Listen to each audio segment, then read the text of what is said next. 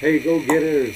So, as you guys know, we are filming a new series called Journey of an Expat Family, where we're chronicling our travels, the unique benefits and challenges of homeschool, world schooling, as well as traveling with a family, and how to make money while you're traveling and things like that. But behind the scenes, we also have other expat families that we'll be talking to along the way so that they can share their journey with you, so you can see kind of how crazy but amazing it really can be. So we're here with Dean and Sandy, and they are property managers, right? Correct. Property. What's the correct? Vacation property. There you go. See that's why they do that, not me. But they're awesome at what they do, and they've been fantastic to us as the Let's Go series here. But we want to introduce you to them because they have a really awesome story that's very unique to them, and a lot of you might identify. So Dean, first of all, what the first time you guys came, what was going on? Like, okay, kind of paint a picture for us because, I can go anywhere on the map. Like was it, like this, or like was it like Costa Rica for sure? Was it narrowed down to a path? Like, how did you arrive here? It was Sandy's birthday. Okay. And she wanted to go to New Orleans. And so we looked at all the different places to go to New Orleans, and while we were waiting, we saw Trees and Z's, and we were curious to, so we clicked on it, and the first thing that popped up was a tree house in Costa Rica. And guess what? Our plans were changed mighty quick. Mighty quick. So when you guys, how fast was it from the time that you saw it to the time you pulled the trigger? We actually moved? Yeah, well, the first time, because you guys have been here a couple times before you actually, okay. So, that first time when you're like, whoa, treehouse, was it just like, where's my credit card right now? We fell in love right then. So, when you got here, how long were you here for? And where did you land? In Nigeria. There. We were here for 10 days. 10 days. And were you like distracting on the way back, like you didn't want to go? Yes. Yeah. So would you be comfortable enough saying that it was at this point pretty much a life-changing experience? Yes. Yeah. Absolutely. Gotcha. So when you guys head back to the mansion in the hills and the Rolls Royces and stuff that you guys have.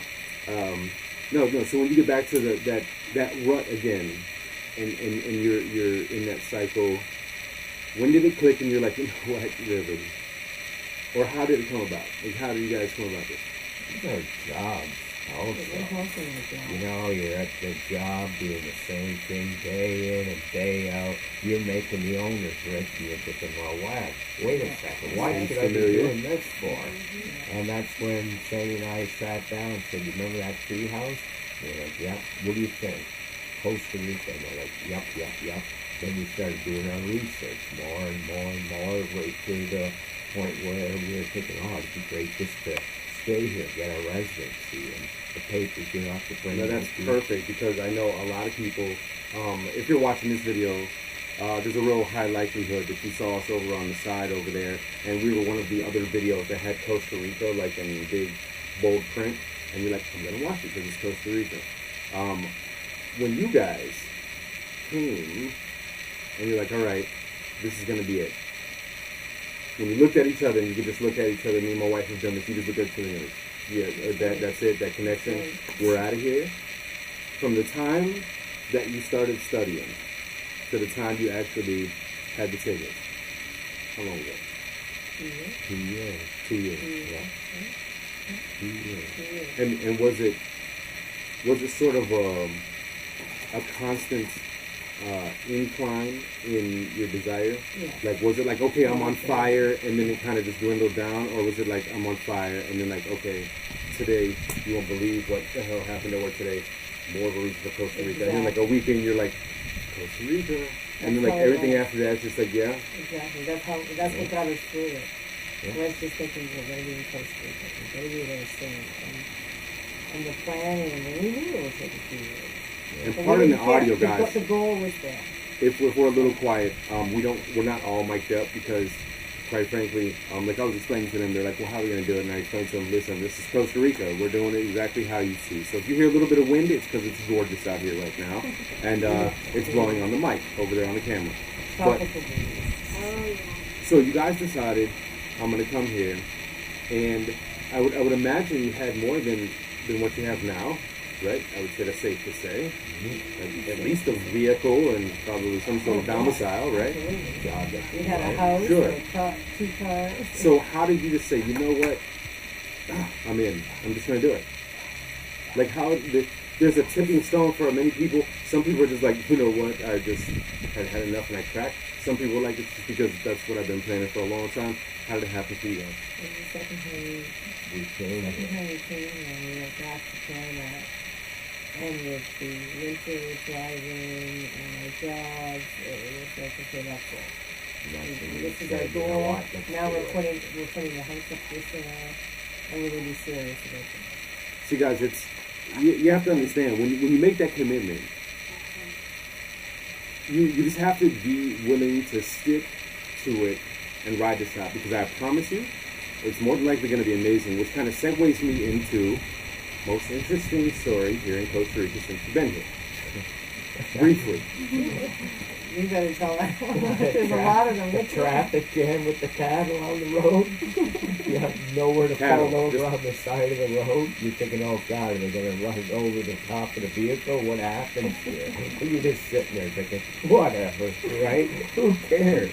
And then to get through it, we'd be like, you know what, right now, we'd be in a snowstorm. So what would you rather have, a snowstorm or a herd of cattle? Very and true. Then, you know. And that's when you just put it in park and just turn off the car and just sit back. watch them go by.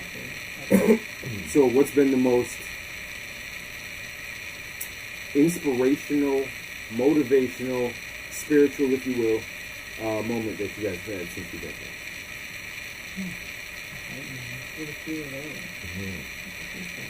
See, that's great, guys. You hear what she just said? I don't know if you can hear because of the mic, but she said there's been a few of them, which is pretty. That's a lot to say right there. Because how many times have you guys had a few spiritual encounters in your day-to-day life?